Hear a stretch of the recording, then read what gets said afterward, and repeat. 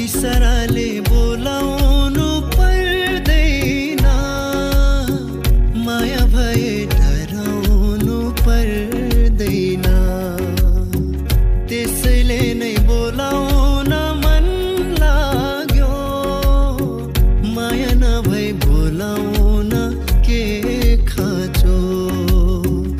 इशाराले बोलाउनु पर्दैन, माया भए डराउनु